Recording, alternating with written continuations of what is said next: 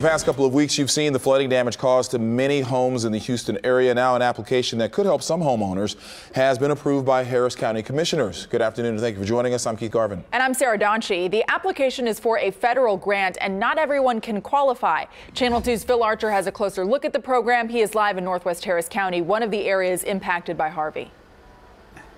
Yeah, right now there's still no official figures for exactly how many homes and businesses were damaged by floodwaters. The one estimate puts that number somewhere north of 75,000. And any estimate would have to include this neighborhood near the Addicks Dam, where some owners have been flooded multiple times. Now, the Harris County Flood Control District administers a buyout program for owners whose homes are likely to flood again and who meet other requirements. The county's already been contacted by about 1,000 homeowners seeking buyouts as a result of Hurricane Harvey. Normally, it takes anywhere from 1 to 2 years for a request to be processed after an application has been filed. But the county says because of the scale of damage this time, they're working with FEMA to try to expedite that process.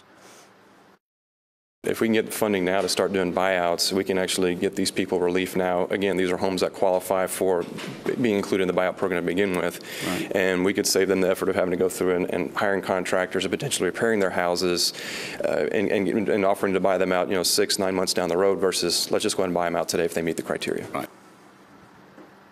If you're one of those homeowners, you can file an application with the Flood Control District by going to its website or by calling a hotline that's been set up there. These are the numbers: 713-684-4020 or 684-4035.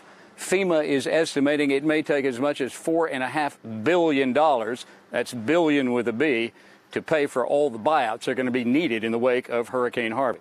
Reporting live in Northwest Harris County, I'm Phil Archer, KPRZ Channel 2 News.